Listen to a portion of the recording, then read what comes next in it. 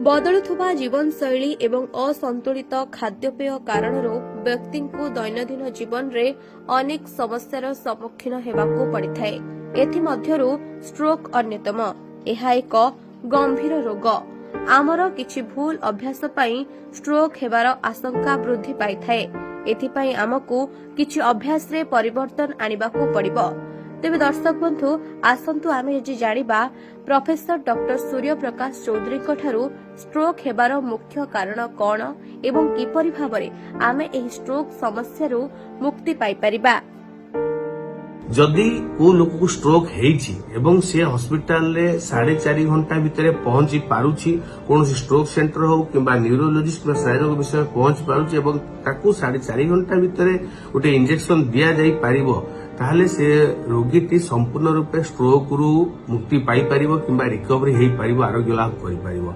जदि 4.5 घंटा रु डिले होउछि तो ता पई आसी गला एवरी मिनिट काउंट प्रत्येक मिनिट ता पई गुरुत्वपूर्ण एवं सब मिनिट देरी हबारे तार रोगर रिकवरी हवा पे डिपेंड करे। जेते लेट हेई जीवो ट्रीटमेंट पाइबा सेते तार रिकवरी हवा भी लेट हेई जीवो। एवं स्ट्रोक एमिति गोटे रोग जो थरे बहुत लोक मृत्युवरण करती और जो किछि लोक बंची भी जाती कोठी ना कोठी विभिन्न प्रकार पैरालिसिस हो कि विभिन्न प्रकार अंग अचल हो जाऊ ए प्रकार सिम्पटम्स भी बहुत मात्रा रही जाए। तो स्ट्रोक ट्रीटमेंट बहुत गुरुत्वपूर्ण। वर्तमान समय यंग स्ट्रोक कि युवक मान क्षेत्र में स्ट्रोक रोग अधिक देखा दूसरे। आम जाचे यदि डायबिटीज ब्लड प्रेशर कोलेस्ट्रोल रहे कौन प्रकार एडिक्शन सिगरेट हो अल्कोहल हो खाद्यपेय अनियमितता हो बहुत oily food fast food junk food stuff food जो मैंने खाऊंती बहुत समय धरी गोटे बस कम कर एक्सरसाइज रहुनी सेडेंटारी लाइफस्टाइल फिजिकल इनएक्टिविटी तो ये सब कोठना कोठी स्ट्रोक मूल कारण कहले किसी भूल हेनी।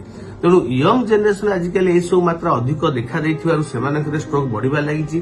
तेणु वर्तमान आज मूल बार्ता यंग स्ट्रोक मान को मु टार्गेट करी जो मैंने ही ए सब बदभ्यास अच्छे दूरे रुहतु स्ट्रोक प्रतिकार करूँ। स्ट्रोक कौन स्ट्रोक हूँ मस्तिष्कघात जोटा आम साधारणतः कह हठात सडन आमर मस्तिष्क भितर रक्त संचालन बाधा प्राप्त हुए ताले से लोक स्ट्रोक होता है।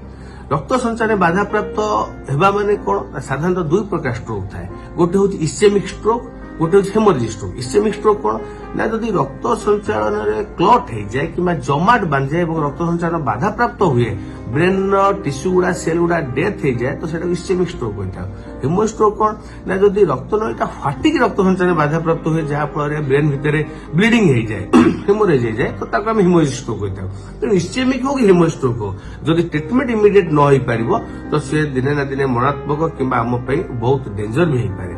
तेणु स्ट्रोक केमिति आमे जानिबा स्ट्रोक लक्षण कौन साधारणतः गोटे मु वार्ड कहबी जोटा कि समस्ते मन रखा निहाती आवश्यक सबु दर्शक बंधुओं निहाती आवश्यक कहीं स्ट्रोक वर्तमान समय बहुत कमन हो गला।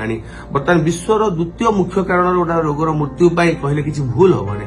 हार्ट समस्या पर हार्ट अटैक पर ब्रेन स्ट्रोक बर्तमान गोटा मेजर कनसर्न हो गला सारा विश्व आम मान आम समाज पे।